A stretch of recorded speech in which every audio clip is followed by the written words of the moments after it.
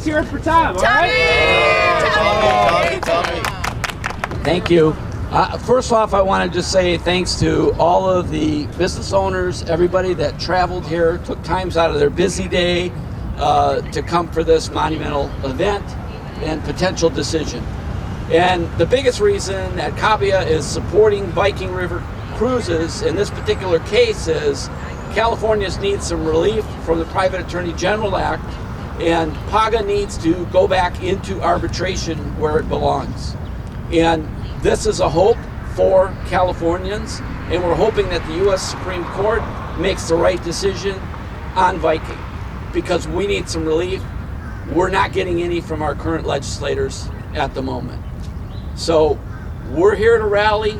A lot of business owners took time out of their busy days to come here, be part of this, and let's hope we make a difference by being here. So thank you, everybody. All right. Good morning. My name is Pedro Gallegos Macias. I was born in Ecuador, South America.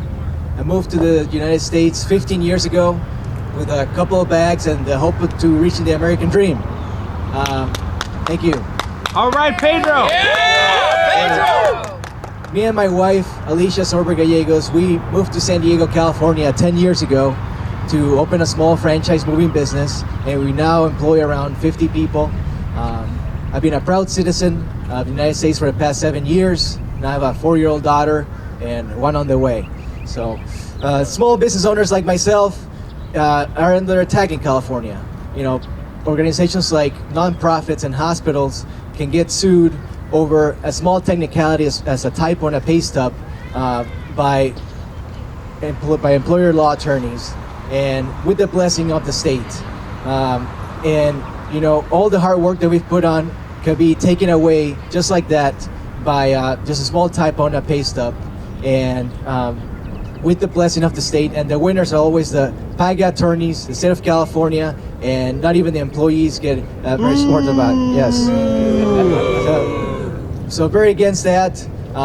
It's very disturbing and just a threat to the American dream, and my American dream, and the American dream of all these small business owners. So I'm here today, so hopefully to support the Viking River Cruises cause, and I am hoping that it could be overturned, and I'm very thankful, and just hope that we can have a good decision, and that we can, can continue reaching my American dream.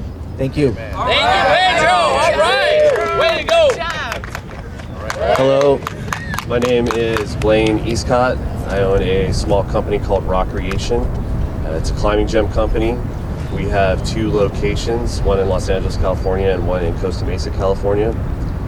Rock Creation for me is really my American dream story. I got a part-time job there straight out of college. I worked every position in the company and worked my way up to being the president of the company, and then I was lucky enough to buy it from the old owner. One of the things that I really loved about it as an employee, and that our employees loved about it, was a free and flexible work schedule. It was free and flexible in the sense that you could take time off whenever you wanted and when you needed to, and we didn't have a structured work day. You could take breaks whenever you wanted, and for as long as you wanted within reason, and the company paid you for that. And we love that culture at our company. In 2018, an employee that only worked for us for about a month decided to use that against us and file a PAGA lawsuit. And I'm here today because it's really affected our business and the employees that work there. PAGA was written because it was trying to protect employees, which I think is important, but it's not doing its job. It has burdened the company so much that I can't give raises when I'd like to give them. I can't give bonuses to my employees, and I'm unable to purchase equipment and amenities I need to be competitive in my market. So I'd like to see PAGA reform so that it actually does its job and protects employees rather than enrich trial lawyers. Thank you. Good job. Good job. All right. You know, just to follow up on what Blaine said, this is the biggest problem with PAGA, the Private Attorney General Act. It's not flexible. California says they're the leader. They have the most archaic labor laws in the United States. Good morning. I just want to speak on behalf of the employees that I deal with being here with the PAGA suit in our company. I have thousands of hours put into gathering paperwork So we really are praying for reform for PAGA, for the fact that the employees are technically not being helped. We're actually being hurt. We've had to take flexibility away. We've had to take those extra perks that we could give our people. We can no longer do that thanks to PAGA. They're the ones getting rich and us employees are hurting. So let's pray for a wonderful outcome today. Thanks. All right, way to go, Maria! Schaefer, Schaefer, Schaefer, Schaefer, Schaefer, Schaefer, Schaefer. President. Good morning, everybody. My name is Andres Gomez. I am here representing a small manufacturing company out of Los Angeles, California. So to share a little bit about the PAGA lawsuit that the company that I work for got, it's affected the company tremendously, especially the workers, that have been there for 20, 30 to 40 years, because, we do have a pretty long retention rate at this company. It's really sad to see the morale that, was left after the lawsuit. It's really unfortunate because there was a lot of incentives that the employees got and that they no longer are getting after this lawsuit. One of those being the bonuses that everybody used to get at the end of the year for Christmas. Now they're not getting those. So that basically means that, their sons, their families are getting less at the end of each year. And it's so sad to let the state basically give the power to all these lawyers to profit from something that's supposed to be a benefit for the employees. So that's why we're here to support PAGA, and we hope today is a positive day for everyone. Great. All right. Hello, my name is Bob McCoy, known as BJ. I'm a third generation family business owner. My family started a business in California back in the 1940s, and with the laws, especially the PAGA laws, not being able to take them to arbitration puts our business and every other family business, multi-generation family businesses, in jeopardy. And it's a very serious law. It's a very draconian law. It's an awful law. One of my business friends recently had an employee just walk into him and say, "You know what? I want you to give me $10,000." And the business owner said, "Well, why? Why would I give you $10,000? Have you been discriminated against or cheated?" He goes, "Oh no, you're going to give me $10,000. I'm going to sue you under the PAGA law." And I didn't hear it, but I think the business owner probably gave him $10,000.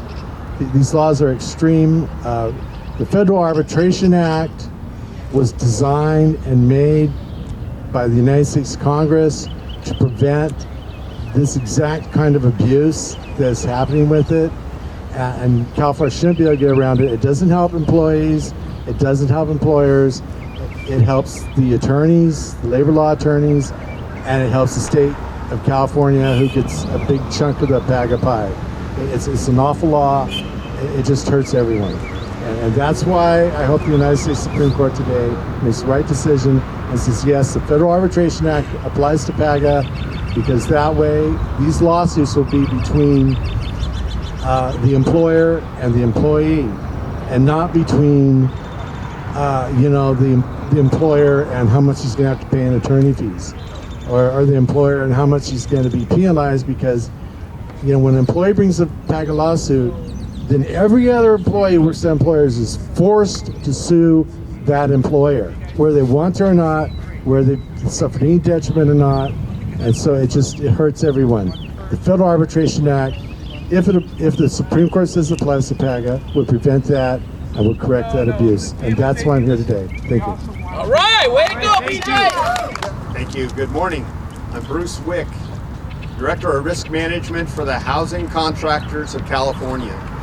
California says it wants to protect employees and help employers and social nonprofits succeed and combat the underground economy. California's hypocrisy is exposed because PAGA is the opposite measure you would take if those were your goals.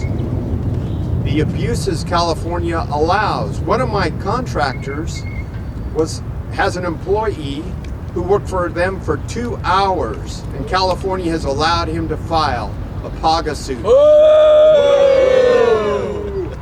An attorney a plaintiff attorney who proudly boasts Mr. Paga on his license plate of his Rolls Royce, has filed 766 Pagas against California employers 3 weeks ago.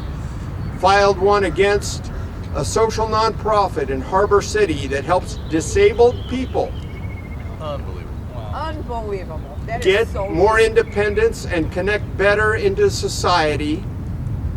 And that employer, did they intend to cheat their employees? Of course not. No! How many disabled people will not be helped this year in Southern California because this company, this social nonprofit, has to fend off a PAGA lawsuit? So California needs to face up to the reality. It needs to allow arbitration. It needs to reform PAGA and replace private attorneys with California deputies who will go after the underground economy. Thank you. Right! Way to go, bro! Way to go! I've authored laws, a number of employment laws as a state representative, state senator. And I can tell you in 49 other states, all the cases that you're hearing here today would be handled with a phone call and maybe a letter or two, going back and forth with state agencies saying, is this a big deal or not? Usually it's settled, a couple $100, you're done. But in California, some guy's getting rich driving a Rolls Royce, bringing lawsuits against employers for the very same kind of employment grievances. It's an outrage. What I fear is the tyranny that's being done in California by these attorneys that really function as dirty, secret tax collectors on California businesses. Because that's what happens. The lawyers and the state get all the money, and the workers that are aggrieved or not end up with crumbs. So it's a big lie that PAGA is about workers. It's not about workers.